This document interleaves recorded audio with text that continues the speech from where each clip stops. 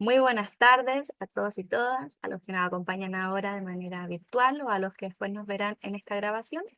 El día de hoy vamos a comenzar con el seminario de Introducción al Tratamiento de Autolesiones, quien será impartido por Jonathan Martínez.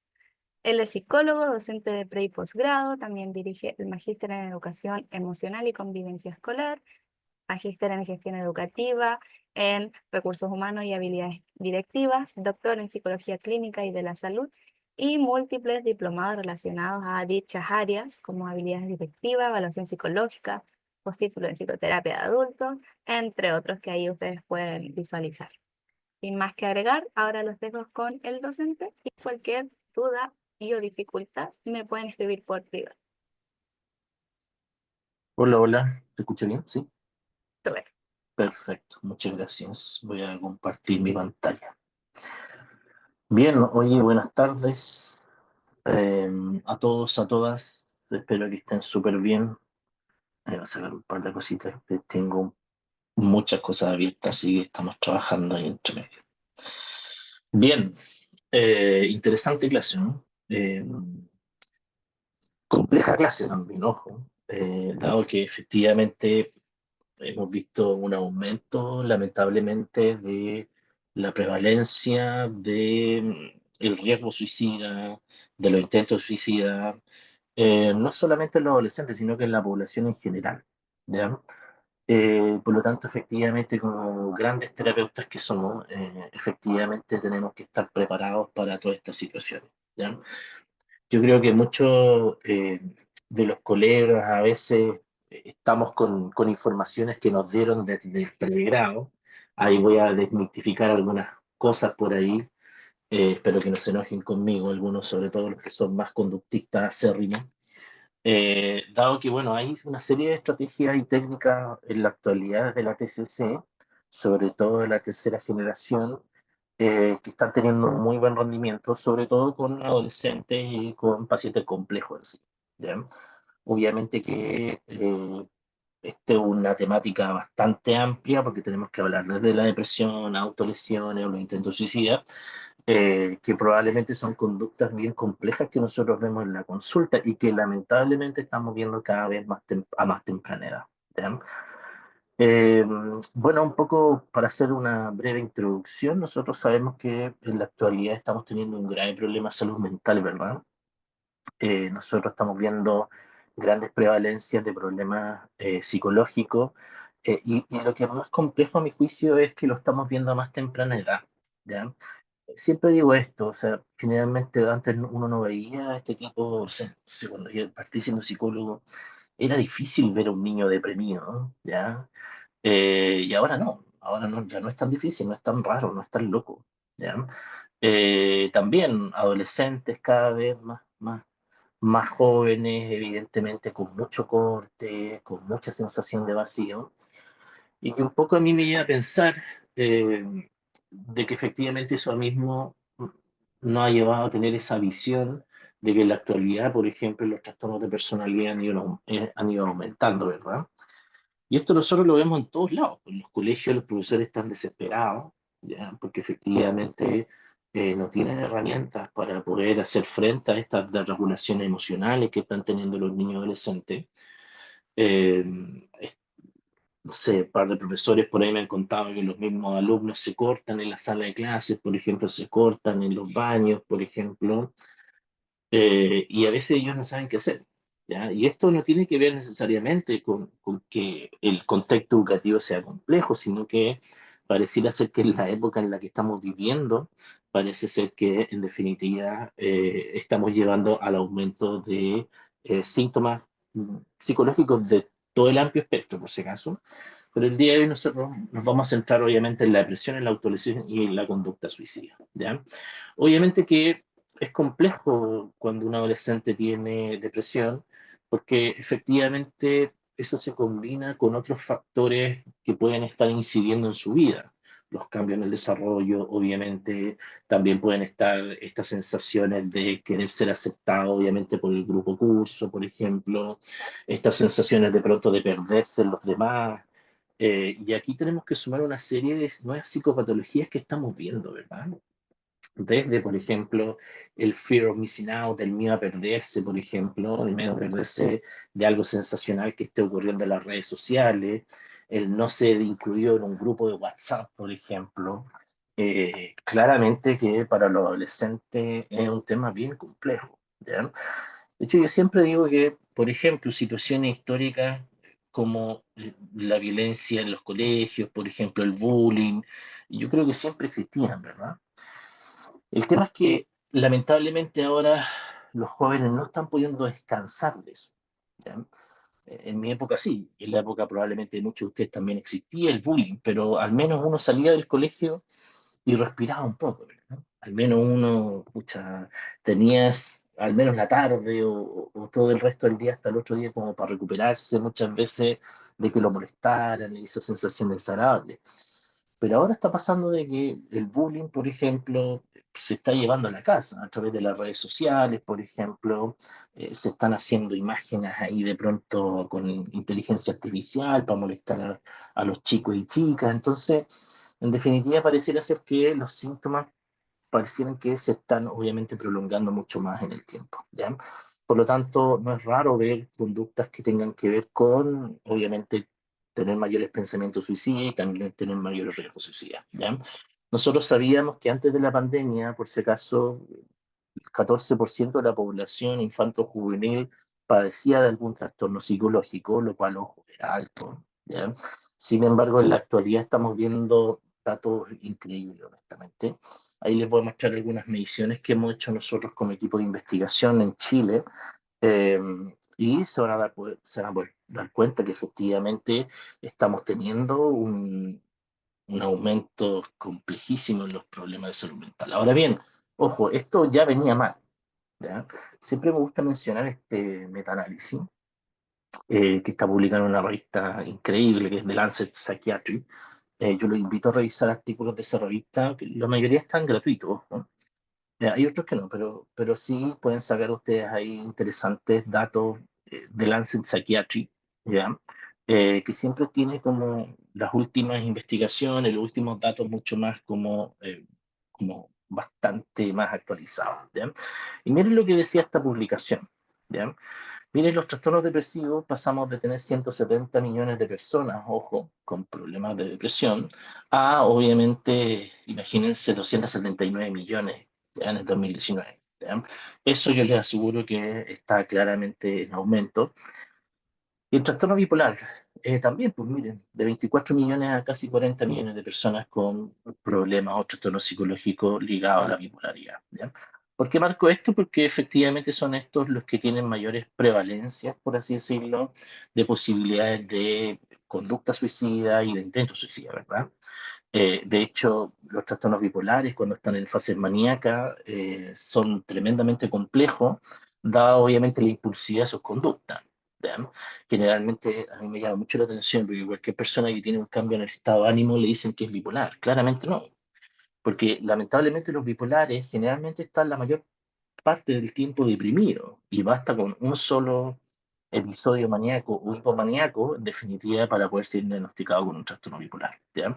Por lo tanto, es muy probable que en algunos de esos eventos maníacos o hipomaníacos, el paciente, por ejemplo, pueda atentar contra su vida, ¿ya? Aquí yo creo que también hay otro gran grupo de trastornos, que son los trastornos de personalidad, ¿verdad? Que claramente también tiene una alta prevalencia en definitiva en síntomas depresivos, así también como ideación y pensamientos suicidas e intentos suicidas. ¿Ya? Y un poco lo que vamos a hacer en este curso, que no me recuerdo cuándo parte, pero parte en algún momento, es un poco ahondar en las técnicas más específicas, por ejemplo, que ha establecido en la actualidad la CBT o la terapia cognitivo-conductual para el manejo de todas estas conductas impulsivas y de también de estos momentos en donde el paciente está deprimido, ¿ya? Por lo tanto, efectivamente, a mi juicio, un poquito lo que les voy a mostrar después les va a hacer mucho sentido, ¿ya?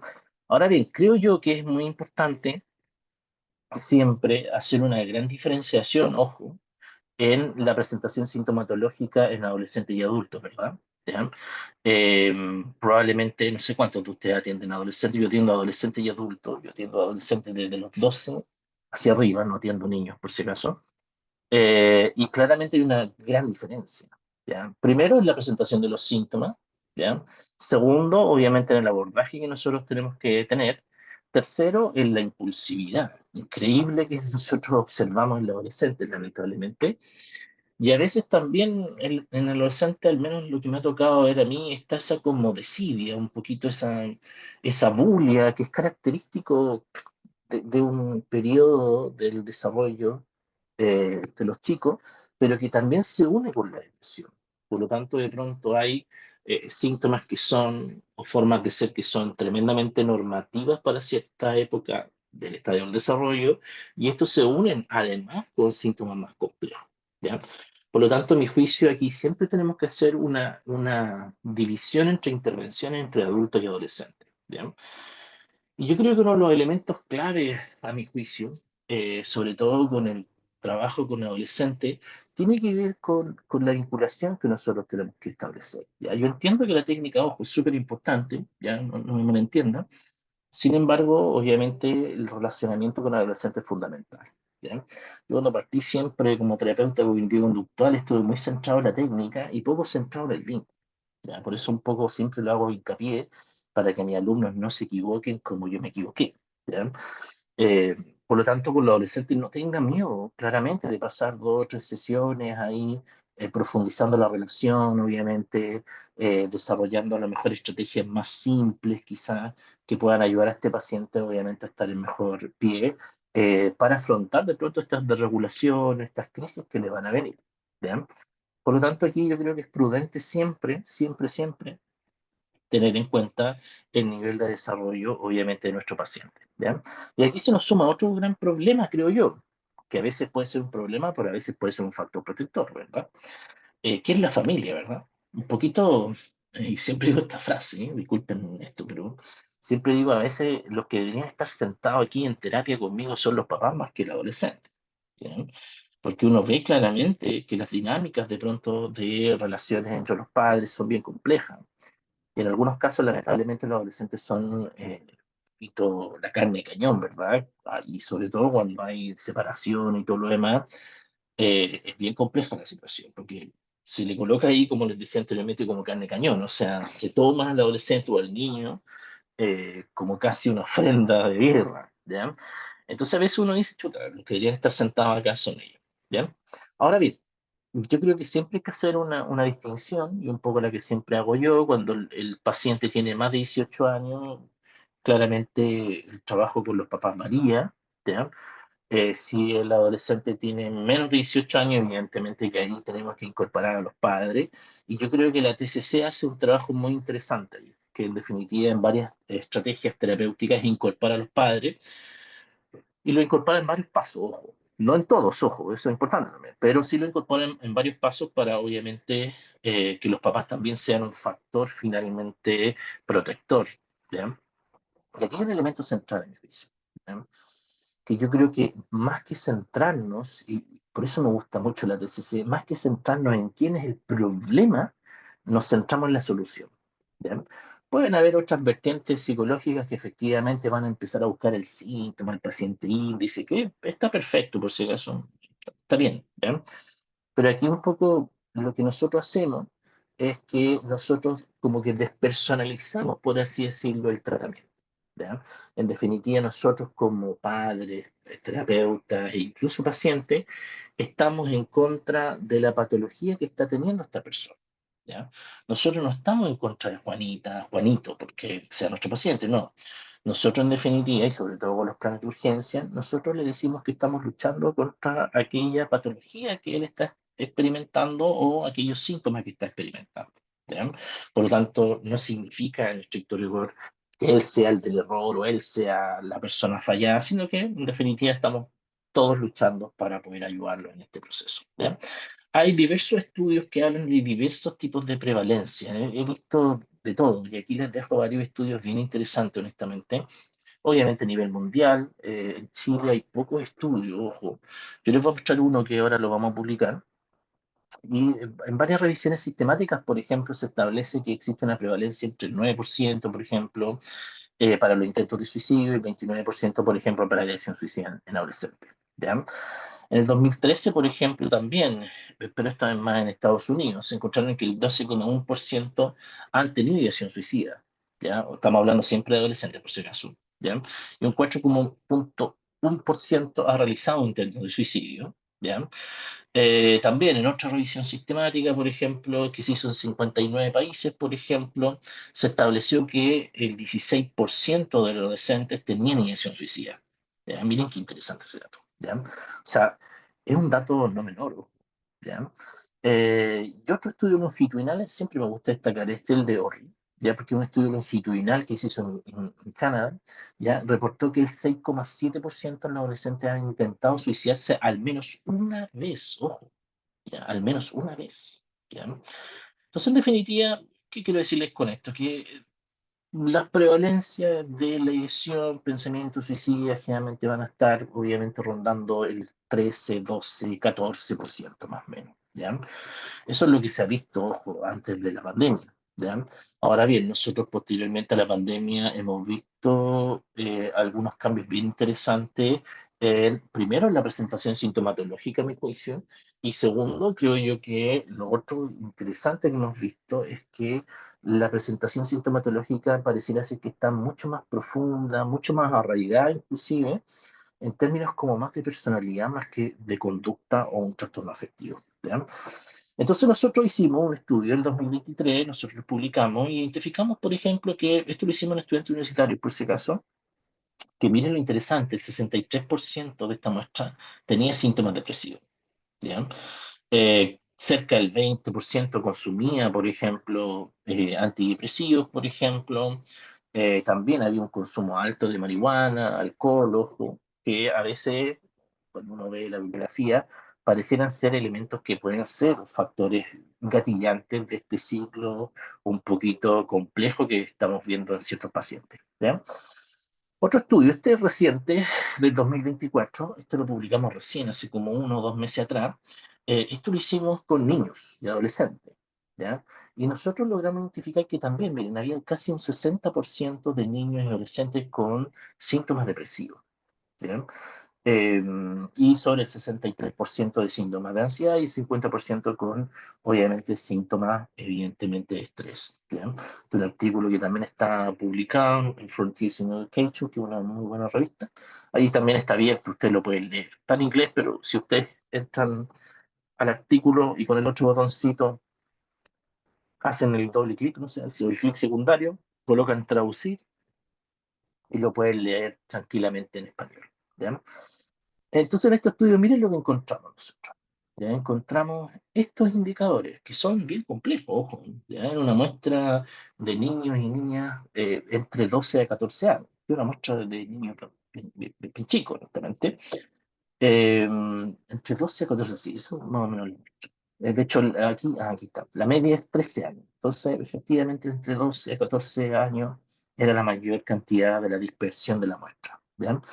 Entonces, miren lo que encontramos nosotros, ¿ya? O sea, claramente, si ustedes se dan cuenta, y si solamente, déjenme sacar el lapicito aquí para mostrar esto, vamos a sacar el lapicito, aquí está. Y si ustedes se dan cuenta, aquí hay un porcentaje, ¿ya? Cuando, como medimos con una escala que se llama el DAS 21, cuando los indicadores están entre severa y extremadamente severa, claramente va a haber un trastorno, ¿ya?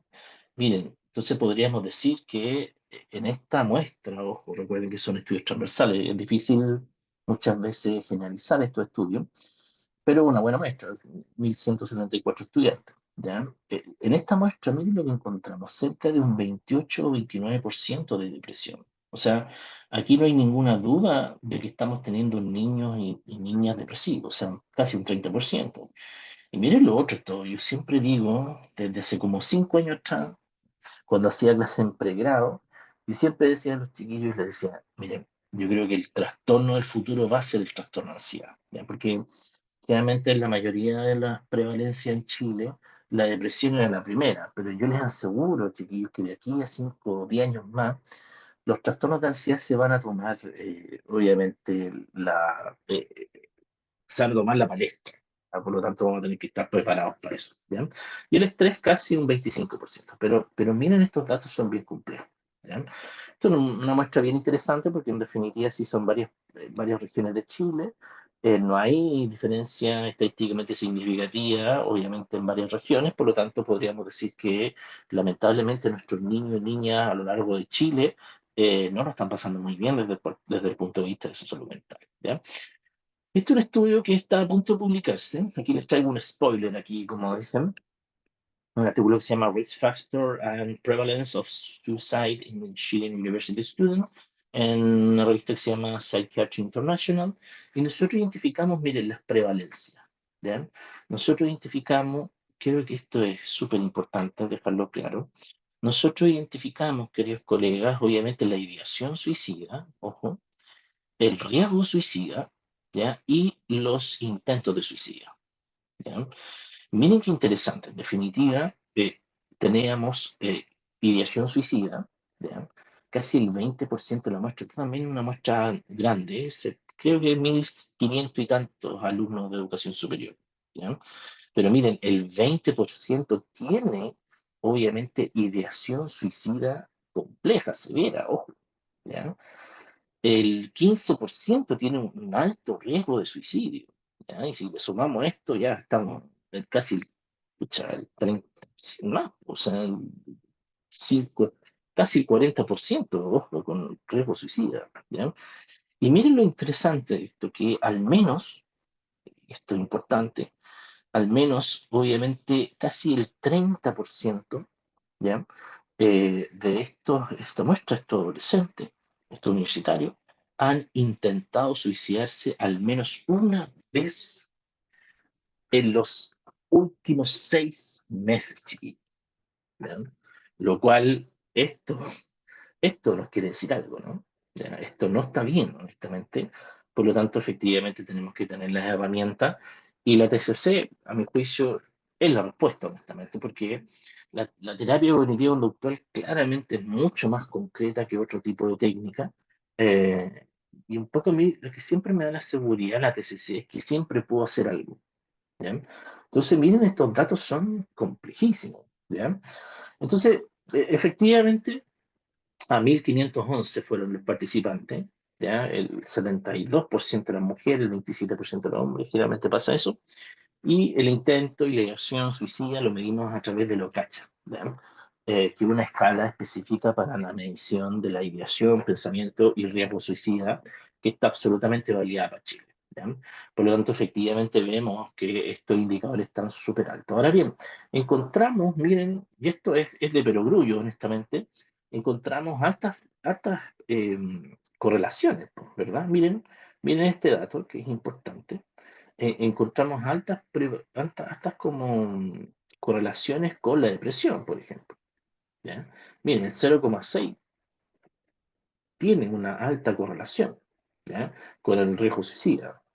El 0,6, por ejemplo, de ideación suicida, y el 3,6 de intentos de suicidio. O sea, en definitiva, así como lo dicen todos los estudios, y Chile no es la excepción, que efectivamente hay una correlación directa entre, obviamente, la depresión y la ideación, pensamiento e intento suicida. ¿Ya? Entonces, cuando fuimos a ver, a hacer un zapping un poquito más específico, entonces empezamos, dijimos, ya, pero ¿qué onda? O sea, ¿cuáles pueden ser los factores de riesgo?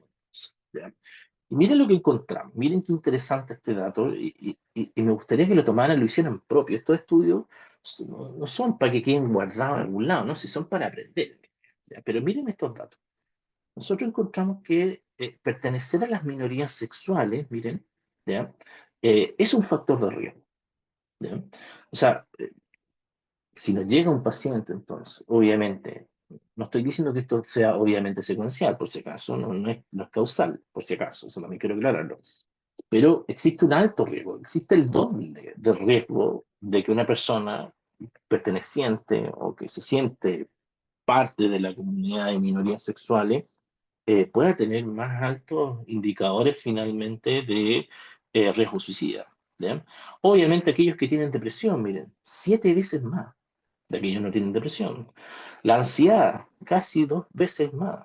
Miren, los que consumen marihuana, ojo, los que consumen marihuana. Ya no quiero ser Don Craft, pero honestamente y lamentablemente yo veo adolescentes que de verdad que, o sea, esto está bien fumarse un porrito. Ya, o sea, está bien, por si acaso. Yo lo hice cuando estaba en la universidad. Para que no quede esto, para que mi hija después no vean esto, pero probablemente sí. Eh, Pero yo veo adolescentes ahora que de verdad se levantan con un pito. O sea, antes de desayunar fuman marihuana, antes de almorzar fuman marihuana, después de almorzar fuman marihuana, para ir al carrete fuman marihuana, en el carrete fuman marihuana. O sea, en definitiva es un consumo de verdad súper complicado. ¿Ya? Miren, consumo de cocaína también. ¿Ya? Y miren estos datos interesantes.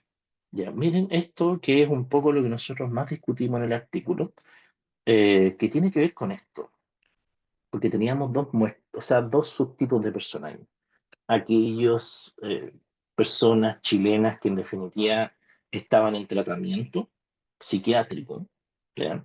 Y aquellos que estaban tomando psicofármacos, pero no estaban en tratamiento psiquiátrico. O sea, vale decir que se estaban autoprescribiendo psicofármacos, ¿ya? Y miren qué interesante, ¿ya? Miren esto. Aquellos que no le han sido prescritos, obviamente, antidepresivos, pero están tomando antidepresivos, tienen 6 veces más posibilidades de riesgo suicida. Porque claro, obviamente, pues están ahí, tienen pastillas para poder hacerlo, están sin supervisión, o sea, tienen mucho más riesgo. ¿Ya? Pero ojo, aquellos que también están en un tratamiento con antidepresivos también tienen altas probabilidades de suicidio. ¿Bien? Entonces, ¿qué significa esto? Significa que muchas veces, en esta muestra al menos, nosotros vimos que lamentablemente los estudiantes universitarios no tienen acceso a psicoterapia. ¿Ya? Sí tienen acceso a fármacos en Cefam o en las ferias, por ahí varios comentaban de que compraban los fármacos en las ferias, por ejemplo, pero no están siendo supervisados, o sea, no hay un psiquiatra aquí que esté guiando el tratamiento, ¿ya? Lo cual lo hace complejo y al mismo tiempo tampoco tienen acceso a la salud mental psicológica, ¿ya? Por lo tanto, aquí tenemos un grave problema de verdad de salud mental, ¿ya? Y de salud pública. Otros datos también, así fuimos a mirar otro más, ¿ya? Oye, ya, pero miremos cuáles son los factores de riesgo de la ideación suicida. Miren qué interesante estos datos. ¿Ya? Otra vez, las minorías sexuales, nuevamente. ¿Ya? Estar agotado emocionalmente. ¿Ya? Agotado emocionalmente por los estudios. ¿Ya? Por lo tanto, ojo, yo estoy absolutamente de acuerdo, no sé si a ustedes les pasa, o si ustedes hacen clases en la universidad o están recién titulados, pero yo soy un fan de verdad de esas semanas en donde de verdad no hay que hacer nada de clase. Ya tenemos que tener esos breaks importantes. De nuevo, miren la depresión, obviamente la ansiedad, el consumo de marihuana, ¿no? El consumo de cocaína, ¿ya? Y de nuevo, estar tomando antidepresivos sin prescripción médica, ¿ya? O sea, automedicándose, ¿ya? Y obviamente este era el prevalencia de los riesgos de suicidio. Ah, déjame ver, parece que me equivoqué. Regresión for suicidation. Faltó, entonces este está malo. ¿Ya? Aquí está. Aquellos que han intentado suicidarse. Aquí está malo esto, por si acaso. Entonces, miren, ser mujer aumenta la probabilidad de suicidio, ¿ya? O de intento de suicidio. ¿Ya? De nuevo, las minorías sexuales, de nuevo, aparecen como una población de riesgo. Después, tener entre 26 y 30 años, miren, ¿ya? Tiene una gran probabilidad de atentar contra su vida. También estar en tercer año de universidad, complejo el tercer año. ¿Se acuerdan ustedes cuando estaban en tercer año? Me acuerdo que compramos más cabrones y lo estuve en tercero así, pero no sé si se pusieron todos de acuerdo, pero era de verdad, era para, sí, para estar pensando eso. ¿Ya? Depresión, otra vez ansiedad, es un clásico. También el consumo de marihuana, el consumo de cocaína y obviamente estar utilizando antidepresivos, ¿ya? Pero con prescripción médica, ¿ya? Entonces, esto, ojo, nos hace pensar de que en estricto rigor tenemos un grave problema, ¿ya? Entonces, ¿cuáles van a ser finalmente un poquito las definiciones, por ejemplo, las razones comunes por las cuales las personas se autolesionan? ¿Ya? Hay varias cosas. O sea, a veces nosotros hemos visto pacientes que se autolesionan a veces hasta por comportamientos extremos, por placer, aquellos de pronto como por aquellos pacientes que de pronto se despersonalizan. Yo he tenido pacientes, por ejemplo, con crisis de pánico súper complejas, que se han cortado, por ejemplo, se han golpeado la cara contra la muralla. O sea, en definitiva, las autolesiones pueden venir por un sinnúmero de razones, ¿ya? Por lo tanto, obviamente que tenemos que entender esas razones para poder, obviamente, ayudar a nuestros pacientes, ¿ya? Hay clásicos, ¿verdad? Cortarse, quemarse, golpearse, rascarse, ojo, rascarse la piel, hasta provocar heridas, por ejemplo. En algunos casos uno ve pacientes que de pronto usan destornilladores, por ejemplo, cuchillos cartoneros, por ejemplo, adolescentes clásicos en, en los colegios, por ejemplo, tijeras muchas veces también la usan. Yo me acuerdo una vez un paciente, no unos, un paciente que tuve, que este chiquillo se cortaba los brazos habitualmente, ¿ya?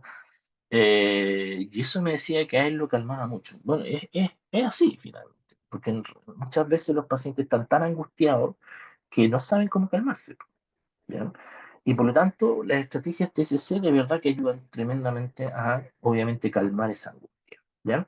Hay algunas razones comunes, ¿verdad? No son todas, ojo, esto yo lo extraje finalmente de Edmondson, que es un autor bien relevante en el tema de la ideación suicida o de las conductas no suicidas, que son las autolesiones, ¿ya? Entonces, la primera gran razón establece este autor es que son la regulación emocional, ¿ya? Miren, interesante este dato, porque las autolesiones se utilizan como una estrategia para mejorar emociones intensas o abrumadoras, ¿ya? Como la ansiedad, la tristeza, el enojo, la frustración, ojo, y esto lo he visto, o el aburrimiento, ¿ya? Hay pacientes adolescentes que no toleran el aburrimiento, no lo toleran, ¿ya? O la angustia de que alguien no les responda algo, la angustia de no saber algo, también los lleva a autolesionarse, ¿ya? Entonces, obviamente que esto puede dar una sensación de alivio temporal, eso lo sabemos, ¿ya? Pero no es una buena solución, claramente, ¿ya? También la idea de escapar del dolor psicológico, ¿verdad? ¿Cuántos pacientes nosotros hemos visto con esto? ¿Ya? Efectivamente, muchas personas quieren externalizar ese dolor, o sea, y yo lo entiendo, ojo, porque los problemas psicológicos son tan, pero tan complejos a veces que los pacientes no logran colocarlo en palabras, ¿ya? De verdad, o sea, los pacientes a veces están tan angustiados que no saben por qué están viniendo con nosotros, ¿ya? A veces es más simple, o sea, no es correcto lo que estoy diciendo, pero a veces es más sencillo saber que uno se pegó en la pierna, tiene dañada la pierna y sabe dónde está el dolor, que tener un problema psicológico, porque a veces uno no sabe dónde está eso, ¿ya? Entonces, también, ojo, comunicación de sufrimiento, ¿ya? Muchas veces las autolesiones pueden ser una forma no verbal, ojo, de expresar el dolor emocional, ¿ya? Eh, yo he tenido todo, honestamente. He tenido pacientes que han ocupado las autolesiones como una especie de manipulación. Disculpe lo que estoy diciendo, porque estamos entre colegas acá. Entonces estamos hablando, obviamente, entre personas que entendemos esto. Yo he visto pacientes que utilizan finalmente, efectivamente, las autolesiones como una especie de manipulación. Eso lo he visto. Pero también he visto otros pacientes que esto lo hacen porque de verdad ya no saben más qué hacer, ¿ya? O sea, a veces los pacientes, eh, no sé, se cortan en partes que no son fáciles de ver. Ojo, ¿ya? Por ejemplo, la pierna, por ejemplo. ¿Ya? Tenía una paciente, una chica, esta chica además tenía anorexia. Entonces, cuando le venía esta angustia, porque sentía hambre, ojo, se cortaba las piernas, por ejemplo. ¿Ya? Claro, o sea, obviamente ella no quería que nosotros supiéramos que se cortaba las piernas, o sea, ahí no estaba la manipulación. Pero también tenía otras pacientes, y esto a lo mejor lo voy a contar más en detalle en el curso, que utilizaban finalmente los cortes como una forma finalmente de modificar el entorno, ¿ya? Con mucho corte en lugares bien visibles, ojo, o sea, como en las manos, por ejemplo, ¿ya? No sé, en las muñecas, entonces andaban, una paciente que tenía eh, que después, claro, le confirmamos el diagnóstico de TLP que tenía. Ella, por ejemplo, siempre andaba como con un peto, o sea, distintos petos, y se cortaba en la guatita. O sea, tenía muchas cicatrices en la guatita, entonces era imposible no verlas. Era imposible no saber que algo no estaba bien ahí. También el autocastigo, muchas veces, porque sienten culpa, vergüenza, se merecen ser castigados, se merecen no estar aquí, por ejemplo, y también la sensación de control, ¿ya? Eh, a veces cuando las personas están como despersonalizadas, desrealizadas, por ejemplo, claramente a veces utilizan los cortes, los golpes de pronto como una forma de volver a conectarse con el entorno, ¿ya? Entonces lo que hacemos nosotros en la TCC es enseñarles estrategias que son un poquito más adaptativas, ¿ya? Porque un poco uno entiende el dolor que están pasando los pacientes, uno entiende finalmente la desesperación, pero lo que uno no comparte es que se dañen finalmente. ¿Ya? O sea, lo que uno le enseña a los pacientes muchas veces son técnicas para que puedan tolerar el malestar.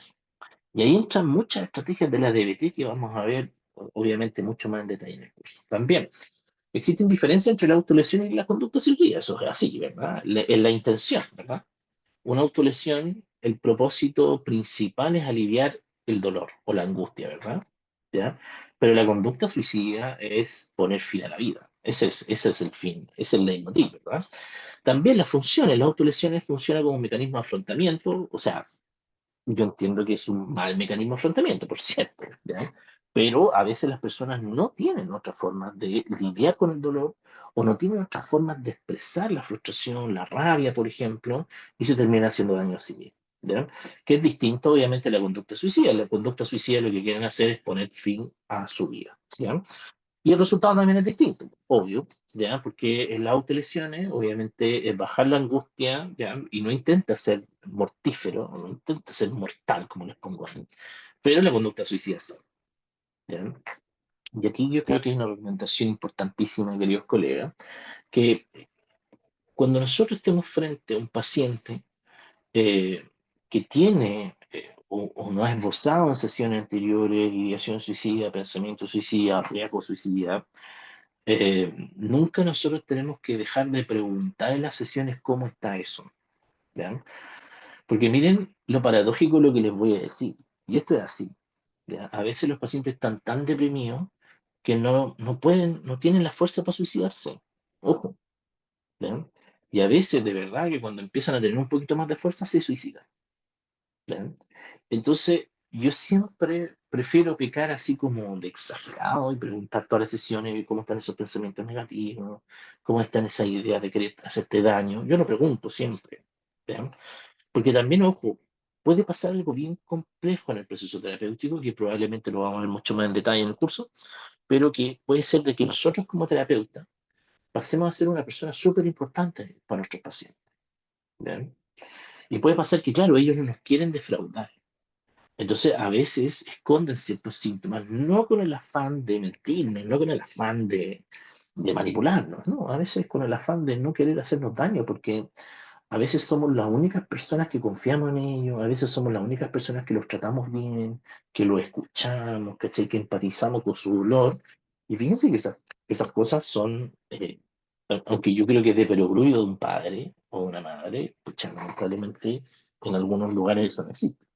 ¿Ya? Entonces, por lo mismo, ojo, que es importante hacer esta gran diferenciación. Entonces, hay que diferenciarlas en el tratamiento porque de verdad, y aquí creo que en el curso hice como una especie así como de silogismos, en donde hice una especie como de árbol de decisión, ya que yo creo que me ha servido harto en este momento o en este último tiempo, para entender, pues, definitiva, oye, este paciente tiene autolesiones para bajar la angustia o autorregularse emocionalmente, sí.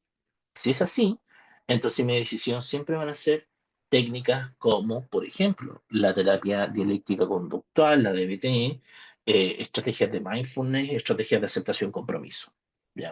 Que funcionan extraordinariamente bien. Ojo, pero si mi paciente presenta conducta suicida, mi intervención es distinta. ¿Ya?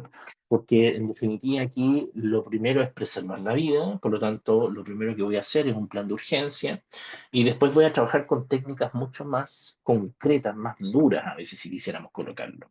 ¿Ya?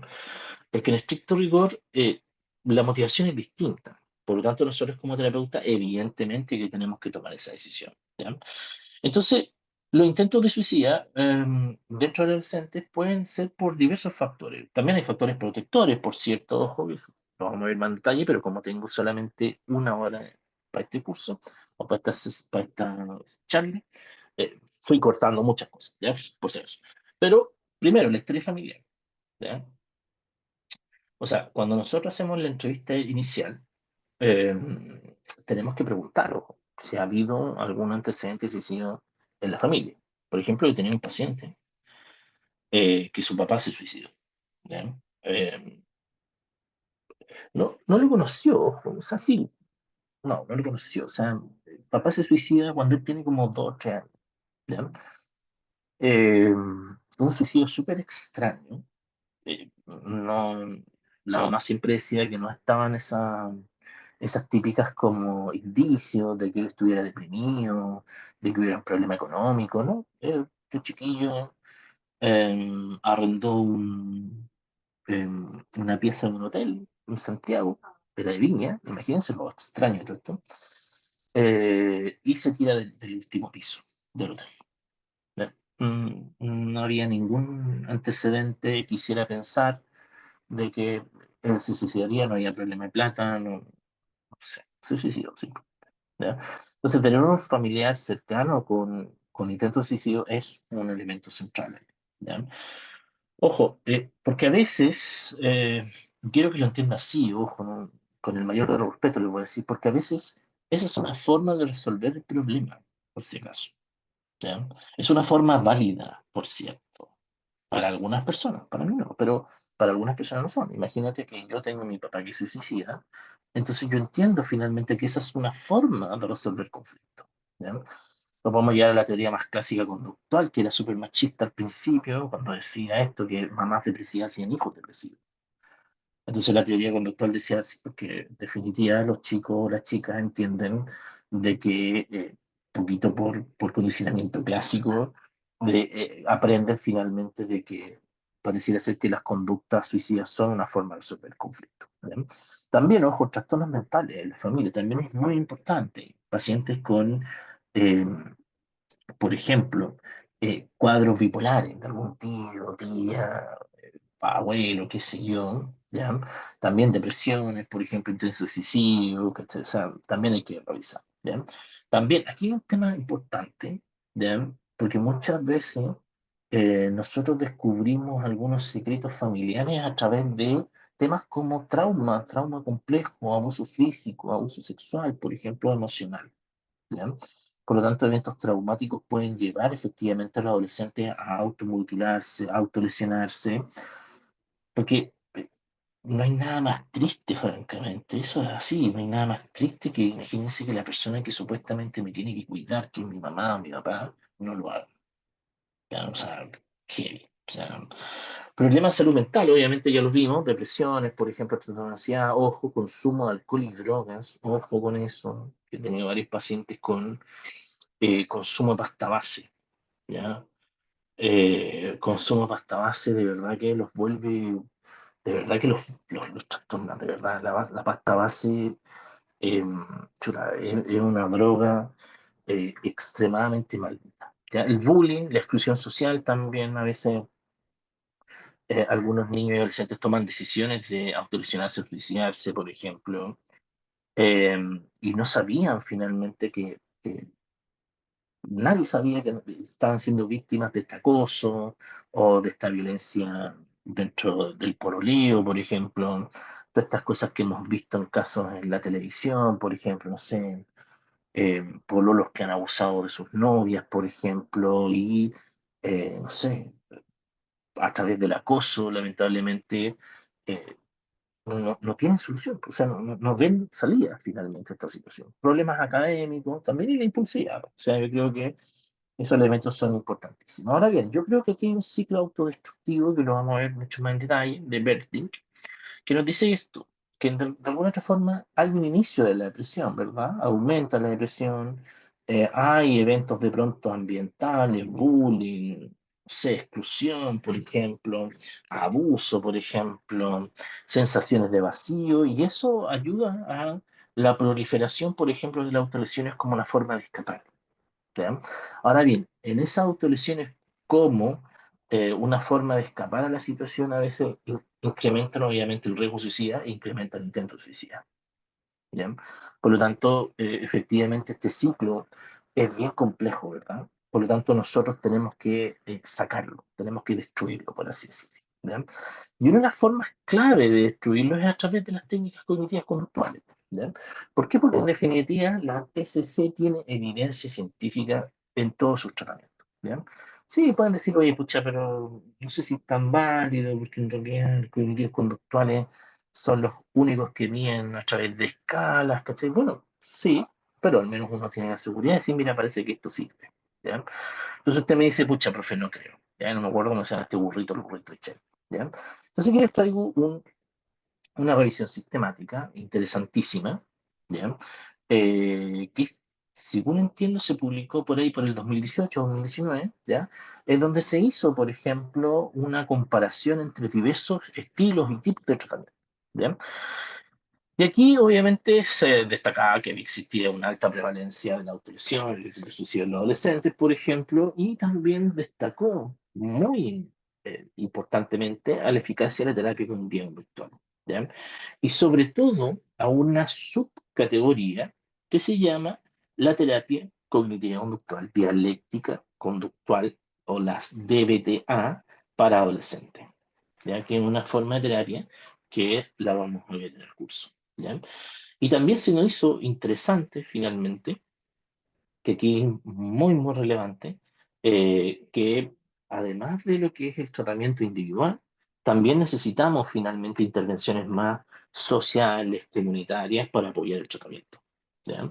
Entonces, claramente, claro, usted ahí lo puede leer más en detalle. Este artículo también está ahí libre, gratuito. Acuérdense, se mete y lee el artículo y con el otro botoncito coloca ahí y le traduce el computador. ¿Ya? O si ya usted le da lata hacer eso, baja el artículo y lo sube a alguna inteligencia artificial y le dice traduce el artículo. Ahí la inteligencia artificial se lo traduce. ¿Ya? No sé, di la verdad, Rosa. Yo no sé dónde viene este meme, honestamente, pero eh, no sé dónde viene, honestamente. Tengo una colega, amiga, me dice siempre, ya, di la verdad, Rosa. Me dice, ya, no sé dónde viene, pero lo encuentro chistoso. ¿Ya? Otro artículo. ¿Ya? También, miren, de la efectividad de las intervenciones de la prevención de las autolesiones, ojo, en niños y adolescentes. De nuevo, la TCC aparece. ¿Ya? Y aquí aparece algo súper interesante, que al menos en Chile y en Latinoamérica, honestamente no hemos hecho nada, esa es la verdad, y que tiene que ver con la importancia de las intervenciones en el ámbito escolar. ¿Ya? Muchas veces, y no, y hay que entender también la dinámica, o sea, al menos en Chile, tenemos un grave problema de salud mental dentro de la sala de clase. ¿Ya? Entonces, muchas veces las personas que son los encargados de convivencia están apagando incendios, honestamente, o respondiendo informe al ministerio, a la superintendencia. ¿Ya? Entonces, dejan de hacer lo que tienen que hacer. Entonces, mientras eso no se regularice, vamos a seguir teniendo estos problemas dentro de los contextos educativos. Entonces, en este artículo, esta revisión sistemática nos decía, oye, ¿sabes qué? Es súper importante la intervención en el colegio al respecto. ¿Ya? En estricto rigor no hacerse el loco, sino que abordar estas situaciones. ¿Ya? Se pueden abordar desde la prevención, se pueden abordar obviamente de estrategias como educación socioemocional, por ejemplo, pero hay otra cosa interesante que además en Latinoamérica tampoco se hace, ¿ya? Pero sí se hace mucho en Estados Unidos esto. Es obviamente la terapia dialéctica conductual, ojo, que puede ser individual o grupal. Yo, si fuera presidente, lo cual no voy a hacer jamás en la vida, o si fuera, no sé, ministro de salud, yo de verdad que apostaría por tratamientos grupales. Yo les aseguro que podríamos bajar harto los indicadores, claro, obviamente, temas más complicados, obviamente, terapia individual, pero yo les aseguro que el solo hecho a veces de empatizar, de ver que hay otros que también están en mi situación, de escuchar el dolor del otro, que sentirme escuchado en un grupo, eh, también, ojo, puede ser una estrategia bien interesante. ¿Ya? Entonces también, acá no solamente, no quise colocar otro artículo, pero para no aburrirlo, pero también está obviamente la efectividad de la terapia de aceptación compromiso en colegio, ¿ya? Y de forma grupal, chiquillos. Entonces, si yo fuera, obviamente, no sé, ministro de Salud Mental, yo les aseguro que llenaría esta cuestión de terapias grupales, ¿ya? En definitiva, son muy efectivas. De hecho, la terapia cognitivo-conductual tiene estrategias así como, por así decirlo, paquetizadas de 12, 15, 18, 21 sesiones, ¿ya? Entonces, juntaría a lo mejor a un gran número, 20 o 30 personas con depresión, con características más o menos similares, un terapeuta o dos terapeutas y haría estrategias grupales. Bueno, para bajar toda esta lista de espera que tenemos en salud mental. Y también lo que nos dijo este artículo es que, oye, ¿sabes que faltan más intervenciones comunitarias? Bien. Eh, pues claro, a veces nosotros los clínicos decimos, oye, la clínica es lo más importante, probablemente, ¿no? Pero no, faltan otras cosas. Faltan intervenciones grupales, faltan intervenciones finalmente en contextos educativos que tengan evidencia científica, e intervenciones comunitarias, chiquillos, que de verdad que pueden ayudar a que todos estos indicadores tan malos que tenemos en salud mental mejoren. ¿Ya? Entonces, aquí van a haber varios aspectos críticos en el tratamiento y un poco es lo que vamos a ver como en detalle en el curso, que tiene que ver un poco con esta decisión que tenemos frente a nosotros. ¿Ya? Si nosotros tenemos un adolescente deprimido con intento suicida, ¿ya? Vamos a tener que trabajar con ciertas estrategias.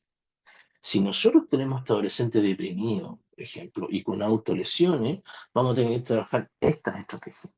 Pero si nosotros tenemos un adolescente deprimido, sin ideación suicida, sin pensamiento suicida, tenemos que trabajar otro tipo de estrategia. ¿Ya?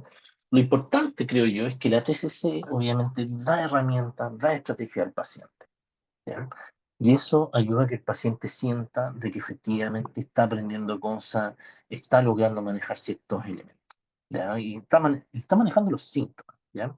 Entonces, efectivamente, van a haber estrategias que nosotros vamos a tener que tomar decisiones en base a la sintomatología que nosotros vamos a ver, ¿ya? Por lo tanto, nunca tenemos que olvidar, ojo, el proceso terapéutico clásico de la TCC, o sea, que tiene que ver con acoger al paciente, ya si vemos inmediatamente que el paciente tiene una intención suicida alta, depresión, lo intentó hacer hace una semana o esta semana, por ejemplo, claro, inmediatamente ahí no nos perdemos, tenemos que hacer el plan de urgencia, ¿ya? Inmediatamente, o sea, no nos vamos a centrar en nada más que en eso. Pero también nunca tenemos que dejar de evaluar, ojo, hay escalas específicas para, obviamente, depresión, hay muchas escalas para medir depresión, pero también hay escalas específicas para medir ideación, pensamiento suicida y riesgo suicida. ¿Ya? Por lo tanto, para estar con mayor seguridad hay que aplicar ese tipo de escala, ¿ya? Después, obviamente, puede llegar bien el diagnóstico, después trabajamos la psicoeducación, construimos el objetivo terapéutico y después viene el tratamiento, ¿verdad? Y en el tratamiento creo yo que hay una fortaleza que tiene la TCC que otros tipos de terapia no tienen, que es la incorporación de los padres. Ahí yo lo dejo entre ¿cómo se llama? Un signo de interrogación, porque claramente es algo que nosotros como terapeutas tenemos que tomar una decisión. Ya a veces los papás nos pueden aportillar el tratamiento. Ojo. Ya a veces los papás no son el mejor factor protector por si acaso. Entonces nosotros tenemos que tomar esa decisión. ¿Ya? Y la evaluación final. Siempre tenemos que evaluar. Ya, eso, bueno, lo vamos a ver más en detalle. Entonces, es importante tener en cuenta de que nosotros desde la TCC siempre vamos a intervenir de manera científica.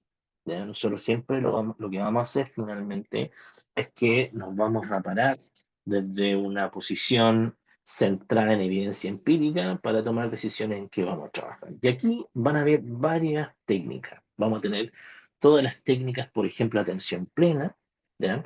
Las técnicas que nos ha dado Sindel Segal, por ejemplo, las técnicas de la terapia metacognitiva, que honestamente, está brillante, honestamente, la terapia metacognitiva, la terapia de aceptación compromiso, yo soy fan de la terapia de aceptación compromiso, no puedo quitar mi amor eterno hacia la terapia de aceptación compromiso, y obviamente también, ojo, la DBT, que a mi juicio, la DBT probablemente debe ser la estrategia terapéutica más relevante en el trabajo de pacientes que están con una desregulación emocional.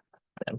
Y que un poco es lo que vemos nosotros en pacientes que tienen este tipo de cosas. ¿Ya? Entonces, efectivamente, podemos tener terapias finalmente cognitivas conductuales que van a reducir síntomas ostensiblemente dentro de las primeras sesiones. ¿Ya? Y un poco, eso es una de las críticas que se le hace al TCC, nos dicen, oye, los TCC van al síntoma nomás, ¿ya? No van a lo profundo. Chuta, yo prefiero ir al síntoma y que mi paciente esté bien y no se suicide, y después ir a lo profundo. ¿Ya? Yo necesito enseñar a mi paciente a que se pueda regular emocionalmente. Yo necesito finalmente primero enseñarle a mi paciente qué hacer cuando se siente angustiado o se quiere suicidar. ¿Ya? Y después de eso, claro, vamos a la profundidad. Y en razón de esa profundidad hay varias estrategias. Podemos ir desde la terapia centrada en los esquemas, que a mi juicio también es una terapia interesantísima, a una terapia mucho más profunda también, como por ejemplo la aceptación compromiso. ¿Ya? Entonces, obviamente, hay muchas revisiones que nos dicen, oye, ¿sabéis que la terapia cognitivo-conductual es sin lugar a dudas la mejor estrategia en la actualidad? Ahora bien, si nosotros tenemos un paciente que nos llega en la primera sesión con ideación y pensamiento suicida, evidentemente tenemos que hacer el plan de seguridad. Hay una serie de artículos que, y esto es súper importante que lo entiendan, chiquillos, de verdad, así, súper majadero. Hay una serie de evidencia científica que nos dice que los planes de seguridad o planes de crisis en pacientes con riesgo de suicidio funcionan.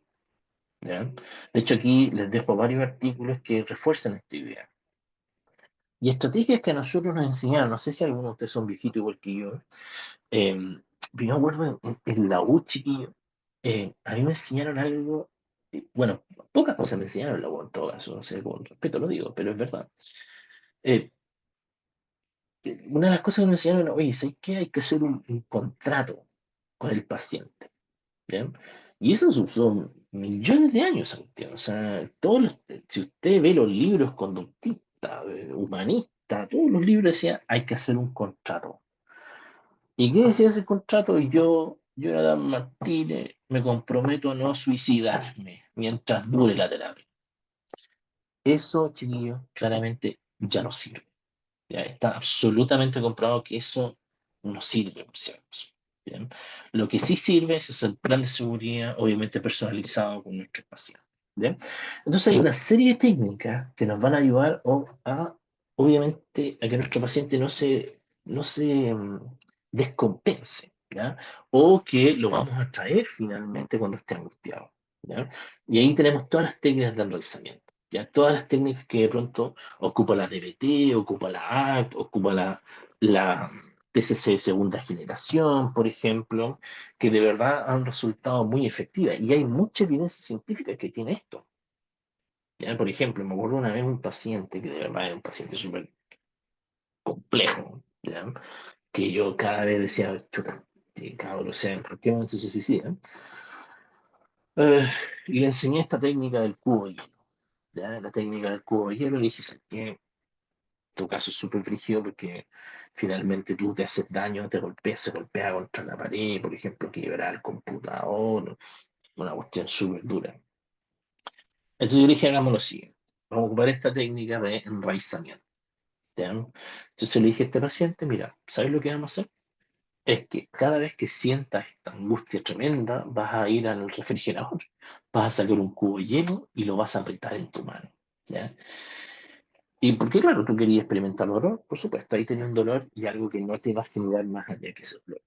¿Ya? Entonces, claro, lo ocupó varias veces, pero el paciente no se suicidó y lo pudimos compensar y efectivamente es uno de los casos más interesantes que hemos podido sacar adelante. ¿Ya?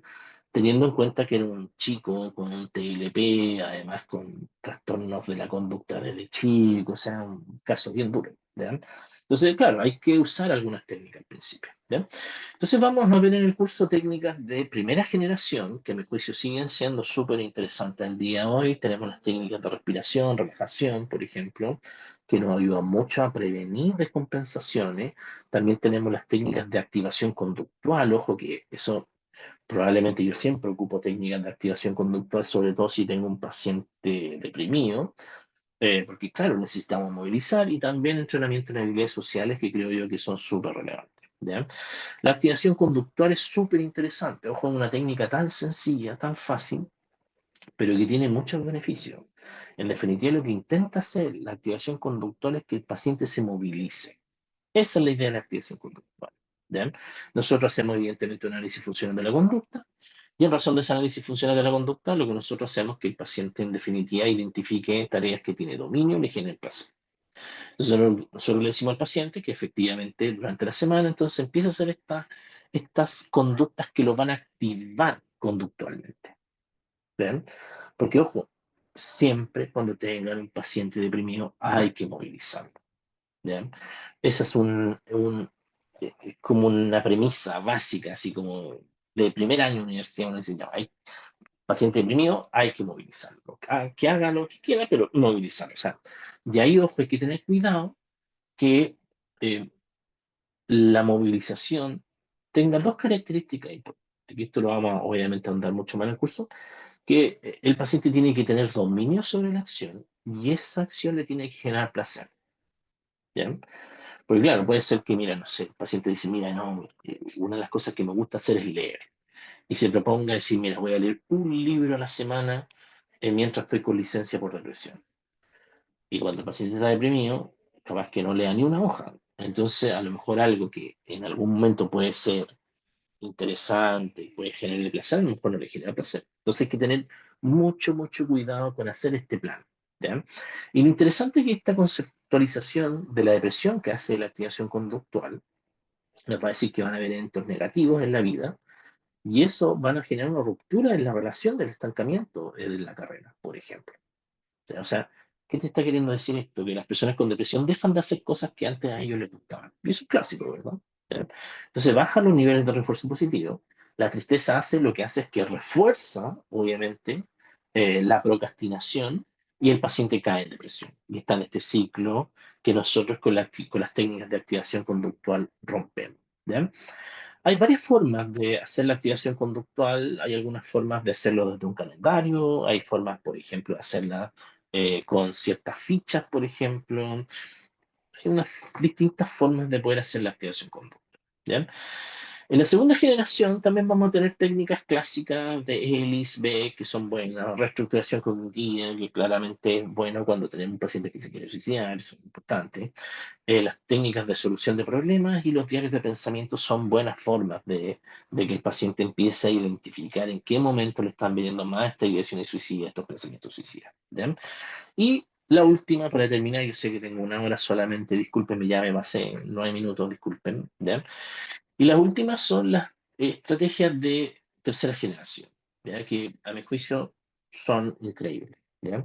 Tenemos por un lado la terapia aceptación-compromiso, que ahí nosotros trabajamos con el paciente de aceptar, tolerar el malestar, muchas veces ya trabajamos el tema de los valores que ellos tienen que vivir en razón de sus valores, y lo ayudamos mucho a defusionarse cognitivamente.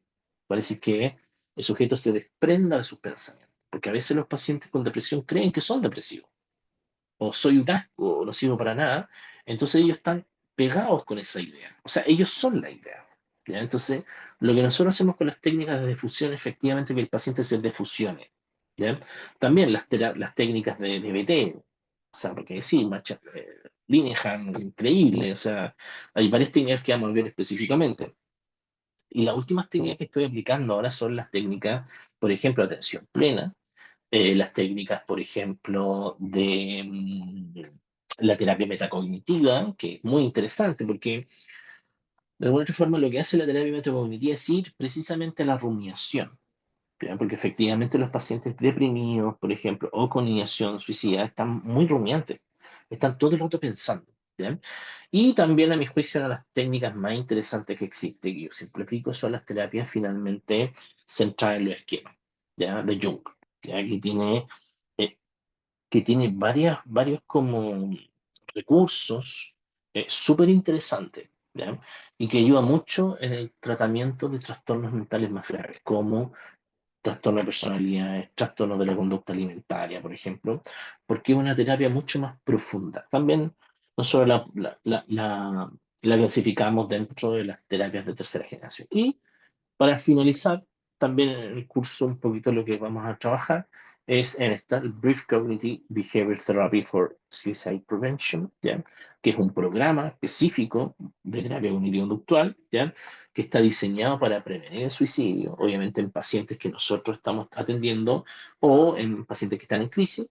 Y también el otro tipo de terapia que también es muy específica es la Cognitive Behavioral Therapy for Preventing Swimming Attempts, que también tiene siglas distintas. Tenemos la CBT, CSP, ¿ya? Y aquí también hacemos intervenciones súper concretas finalmente para el manejo de las crisis, ¿ya? A veces estos programas son súper buenos conocerlos. ¿Por qué? Porque en estricto rigor, a veces las técnicas que uno conoce, estos programas la han adaptado en un orden súper específico, ¿ya? Entonces un poco nos dan ciertas orientaciones a nosotros como terapeutas, decir, mira, primero empiece a trabajar la tolerancia al malestar, por ejemplo, ¿ya? De la marcha lineal. Después de que ya el paciente está compensado, no se ha suicidado, por ejemplo, ya avancemos con estrategias un poquito más complejas, vayamos a reestructuración cognitiva. Y después de reestructuración cognitiva, bueno, trabajemos en los valores de nada. Entonces, este tipo de programas han ordenado las técnicas que son más efectivas para pacientes obviamente específicos. ¿Bien? Bien, pues, o sea, ha sido un gusto. Agradezco siempre la invitación de IPA para poder conversar con colegas, evidentemente, siempre es un honor. Eh, Espero que no se hayan aburrido y bueno, ahí está mi correo, jonathan@diego.com. Eh, Ahí si tienen alguna duda, pregunta, pueden preguntar ahí. No es WhatsApp por si acaso, ya contesto, pero no tan rápido por si acaso, pero intento siempre contestar. ¿Ya? Eso es, pues, ha sido un gusto y no sé si hay preguntas o dudas, disculpen, me pasé 12 minutos, 15 minutos, lo lamento, ¿ya? Así que quedo atento a cualquier inquietud, observación, lo que quieran. Ya, profesor. Muchas gracias. Y aquí tenemos unas manitos levantadas, así que vamos a ir por orden. Primero vamos con Luis.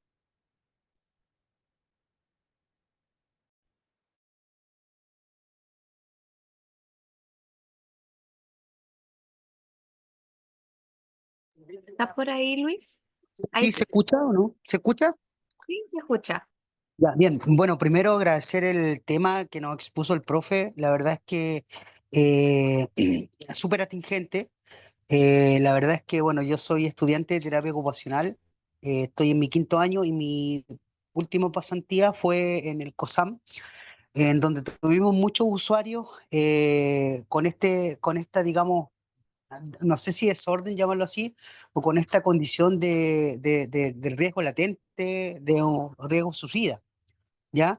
Pero también me pude dar cuenta que en muchos pacientes, muchos usuarios, no había buena adherencia por parte de los contextos. Entonces, pregunta para el profe, eh, considerando la premura de este tratamiento, ¿ya? Que se tiene que abordar, se aborda con el usuario, centrado en el usuario, pero ¿qué pasa con los contextos cuando no hay una buena adherencia por parte de los contextos? Diferentes contextos, ya sea familia, trabajo, hogar, amigos, etcétera. Sí, bueno, tenemos ese grave problema. A veces los contextos a veces son bien complejos donde viven o crecen nuestros usuarios, pacientes, ¿ya? De hecho, como les decía anteriormente, no es raro que tengamos en la actualidad también varios pacientes con trauma complejo, en donde el abandono ha estado a la orden del día, que no tienen lamentablemente apoyo de nadie, ¿ya? Entonces, ahí frente a tu pregunta, yo creo que hay que hacer dos cosas, a mi juicio. La primera de ellas es identificar con quién podemos trabajar, po, ¿ya? Sobre todo con adolescentes, ¿ya? No creo que solamente con todo el mundo. En definitiva, identificar con alguien que sea positivo, ¿ya? A veces a mí me ha tocado trabajar con los abuelos, ¿ya? Honestamente he visto que los abuelos a veces están más preocupados de sus nietos que el propio papá. Entonces he tomado, por ejemplo, ese tipo de estrategia, ¿ya? Lo otro es que en definitiva una de las cosas fundamentales, a mi juicio, es que tenemos que ayudar al paciente a controlar esas conductas impulsivas, o sea, independiente que tenga o no tenga apoyo. Entonces, ahí claramente tenemos que trabajar un elemento conductual. Tercero, yo creo que aquí hay un tema importante, o sea, armar el plan de urgencia. O sea, el plan de urgencia siempre tiene que estar. Yo a mis pacientes lo armamos juntos en la primera sesión siempre, o en la segunda, depende, y ahí lo hago escribir y que lo anden trayendo en la billetera, en la mochila, por ejemplo. cosa de que si están angustiados, angustiadas, inmediatamente salgan el plan y empiezan a hacer el plan paso a paso. ¿Ya? Y en ese caso yo creo que una de las cosas, fortalezas que tiene la TCC, que es distinta a otro tipo de terapia, y que probablemente una crítica que se le hace a la TCC, es que nosotros los terapeutas TCC somos directivos al principio. ¿Ya? Y yo no tengo ningún problema en serlo, por si acaso, porque yo tengo que de verdad darles instrucciones súper concretas a ciertos pacientes. ¿Ya? O sea, en estricto rigor el plan de urgencia siempre va a terminar con que usted, cuando esté muy mal y esté tan angustiado que se quiere suicidar, se tiene que pescar e ir a un servicio de urgencia. ¿Ya? Entonces yo creo que el plan de urgencia es fundamental en la primera sesión, siempre con pacientes que tengan ideación y pensamiento activo. ¿Ya? Eh, por lo tanto, eso es un tema clave. Eh, Creo yo primero como compensar, ayudar a que el paciente se pueda regular y después yo creo que podemos seguir avanzando a lo más profundo. ¿Ya? Ahora bien, ojo, y aquí viene el otro punto, que la terapia cognitivo-conductual de tercera generación, por ejemplo, hace un análisis funcional contextual. ¿Ya? ¿Y qué significa esto? Significa en estricto rigor que nosotros en definitiva tenemos que identificar en qué contexto se está dando nuestra conducta. ¿Ya? Porque ojo, las personas que a veces tienen una depresión eh, no presentan depresión en todos los contextos, ojo. ¿Ya? Pero sí en otros contextos sí. O sea, por ejemplo, no sé, dentro del contexto familiar quizás ahí hay algo que está pasando, por lo tanto tenemos que hacer un análisis funcional súper importante. O a lo mejor este chico algo está pasando en el colegio, que eso gatilla sus sentimientos, sensaciones o síntomas depresivos. Entonces, yo creo que a mi juicio lo primero que tenemos que hacer es hacer un buen diagnóstico, identificar súper bien los síntomas, identificar los factores que pudieran llevar a este paciente a que se suicide y sí o sí urgentemente hacer el plan de urgencia para que el paciente, en la eventualidad de que tenga una crisis, sepa qué hacer. Porque a veces las personas no saben qué hacer. Entonces toman la decisión mucho más sencilla y más rápida a veces. Eso. Excelente. Profesor, disculpe, tengo otra consulta. La verdad es que, bueno, me topé con un psiquiatra que tenía un método bastante radical, eh, en el sentido de medicar a los usuarios para que, digamos, de una u otra forma ellos pudiesen estar desfuncionalizados, entre comillas, y con esto permitir una mayor adherencia al tratamiento. ¿Qué opina usted Mm. sobre ese proceso? Ah, compleja mi opinión. A ver, yo no soy psiquiatra, soy lo primero. ¿Ya? Segundo, que yo creo que en algunos momentos, y esto con mucho respeto lo voy a decir, chiquillos, no estamos entre colegas, ¿verdad? A veces, lamentablemente, tenemos que planchar al paciente. ¿Ya? Así se dice eh, mal, coloquialmente. ¿Ya? Porque de verdad a veces es la única opción que tenemos. ¿Ya? Yo lo entiendo, ¿ya? Pero una vez que sucede esta situación, efectivamente, donde ya se le da mucho antipsicótico al paciente para mantenerlo vivo, efectivamente tenemos que ir retirando a poquitito y obviamente la psicoterapia tiene que hacer ahí su trabajo, ¿ya? Porque, ojo, los fármacos lo único que van a hacer va a ser tapar el síntoma, por cierto, que es importante en ciertos momentos, pero no es lo deseable. Yo creo que obviamente el trabajo más profundo se hace con el trabajo que haces tú, por ejemplo, como terapeuta ocupacional, como lo que hacen los trabajadores sociales, lo que hacemos los psicólogos. Entonces yo creo que a veces pasa eso y está bien que ocurra porque hay casos que son extremadamente graves y tenemos que conservar la vida del paciente. Sin embargo, yo creo que tenemos que avanzar a otros métodos de que el paciente a lo mejor pueda controlar su angustia de manera más individual y de manera mucho más aceptada sin recurrir necesariamente a los SOS, ¿ya? Ojo, los SOS no son malos, eso también quiero decirlo. Es parte del tratamiento válido. O sea, si un paciente está tan angustiado que hace todo el plan de urgencia y dentro del plan de urgencia él colocó usar, no sé, clonazepam, está bien, es un método, ¿ya? Ahora bien, ¿es un método para toda la vida? No, ¿ya? Es un método para que podamos compensar al paciente y que el paciente pueda estar bien. Y de ahí vamos a trabajar en lo más profundo. O sea, mi respuesta es que en algunos momentos esa estrategia que ocupan los psiquiatras es, a mi juicio, obviamente es correcta. Muchas gracias, profesor. Excelente exposición. Muchas gracias por el tema. De nada. Bien. Y en honor al tiempo, vamos a dar paso a una preguntita más del micrófono para Javier García. Hola, buenas. Hola, hola. Mi consulta va en el sentido de los indicadores de riesgo. Me llama mucho la atención en toda esta temática que se está hablando, muy interesante, muy bien expuesto. ¿Cómo entra dentro de este esquema y dentro de las TCC y los tipos de terapia que estábamos viendo cuando estamos con una persona neurodiversa? ¿No? También presentan altos indicadores de repente de ideaciones suicidas, de intentos suicidas, que se asocian también a cosas propias de sentirse no parte de un mundo social, de un problema con la regulación de emociones, con la hipersensibilidad, el tema de las autolesiones cuando hay hiposensibilidad al dolor, por ejemplo, y tienden a ser lesiones más profundas. Se genera un cuadro que es bien complejo y además muchas veces no responden tan bien como las personas neurotípicas a los tratamientos, a las técnicas de la TCC que más se conocen. ¿Qué nos podría recomendar usted y qué nos podría como decir o recomendar respecto a esta temática de la neurodiversidad en este contexto? Pucha, es que depende, siempre uno tiene que hacer un buen diagnóstico, eso es lo primero. O sea, evidentemente, como tú bien refieres, no todas las técnicas van a servir para todo el mundo, eso lo sabemos, ¿ya? Ahora bien, lo que yo siempre hago es que me voy por las técnicas que generalmente me han dado más resultados. Eh, yo tenía un par de pacientes ahí del espectro autista, por ejemplo, eh, que sí se han autolesionado, se han frustrado efectivamente, y lo que me ha resultado de mayor así como de satisfacción han sido técnicas más conductuales, más simples finalmente. Es como que eh, trabajo desde la sensación que tiene él, que claramente es válida, por cierto, ojo, ¿ya?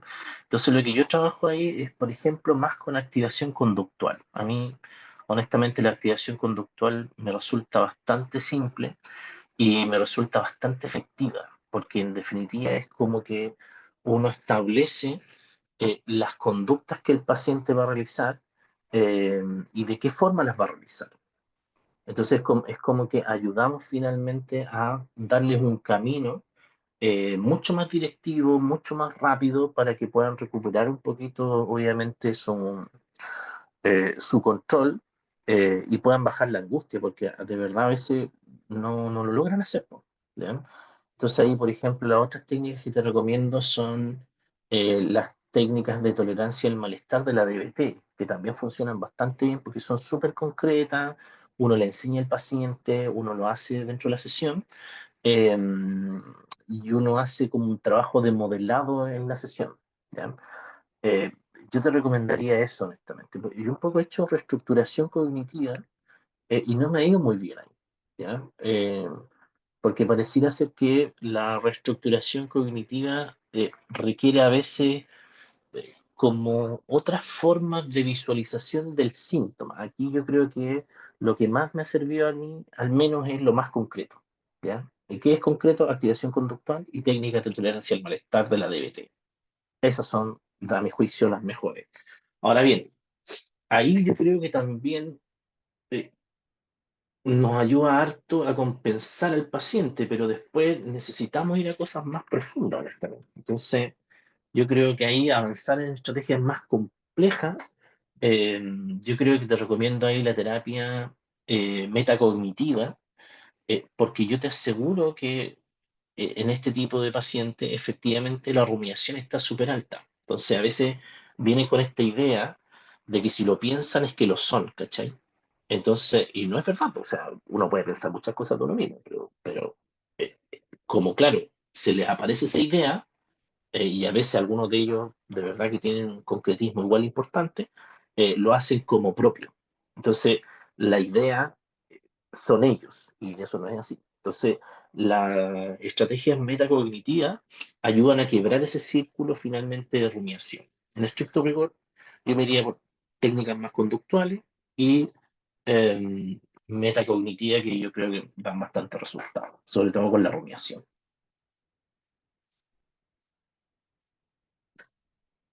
Súper.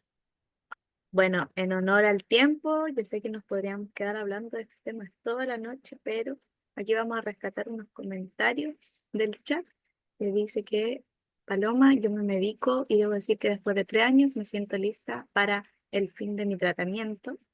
Muchas felicidades, Paloma. Y también otro comentario que fue muy reconocido por los estudiantes es de Fernanda, que dice, los medicamentos bien dados son una ayuda para los tratamientos psicológicos. A mis pacientes les digo, las enfermedades de salud mental son como subir un cerro. El cerro lo puedes subir a pie descalzo o con unas buenas zapatillas. Los medicamentos son las zapatillas.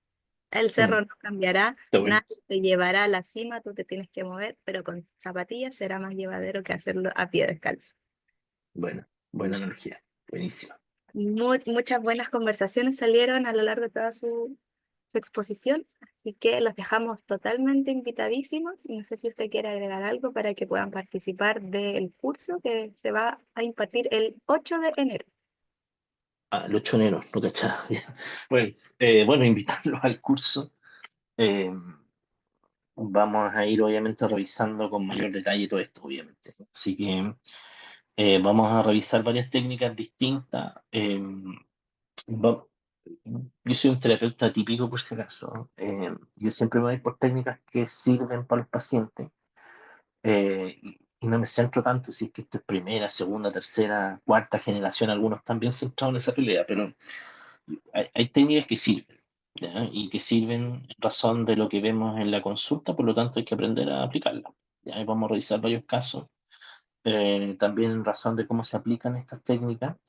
Y creo que es prudente de verdad estar preparados para estas situaciones, porque de verdad a veces uno se angustia, sobre todo cuando, yo me acuerdo cuando empecé a ser terapeuta y decía, oye, pucha, me va a llegar un paciente que un día se va a querer suicidar y dicho y hecho, pues, como el segundo paciente ya se quería suicidar. Entonces, eh, hay que estar preparado. Y mientras uno conoce más técnicas, uno puede empezar a aplicar más y siempre creo yo que es prudente buscar el bienestar de nuestro paciente, ¿ya? Y ampliar el espectro finalmente de visualización. Si de repente yo he visto algunos colegas que, claro, dicen, no, cognitivo conductual, no, muy penca, lo odio los cognitivos conductuales, y uno ve lo que están haciendo y dice, chuta, sí que está haciendo algo cognitivo conductual, pero no lo está haciendo muy bien.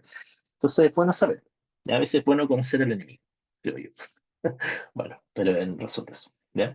Eso, pues lo invito y bueno, y siguen capacitándose. Yo creo que, de verdad, yo creo que estamos en una pandemia de salud mental, yo eso lo tengo claro. Y estamos con cada vez pacientes más complejos, síntomas más complejos. Y yo creo que un poco lo que siempre digo es que la TCC en mis primeros años de universidad, o sea, ya de psicólogo me salvó la vida porque a veces me llegaban pacientes complicados y al menos siempre algo sabía, algo sabía que tenía que hacer. O sea, algo podía hacer, algo le enseñaba una técnica, el paciente seguía con algo y ahí efectivamente íbamos avanzando en el tratamiento. ¿Ya? Pero eso, pues, ya así que les deseo suerte y que ganen el más mejor. Ya, ojalá que una beca es muy poco, podrían dar dos. No, no, no sé. Ya, unas 10, no. Lo vamos a dejar ahí como acotación. Ya, ya, Ya, que muchas les vaya bien. Cuídense, un abrazo, que estén gracias. bien. Chao, Pues, chao, buenas noches. buenas noches.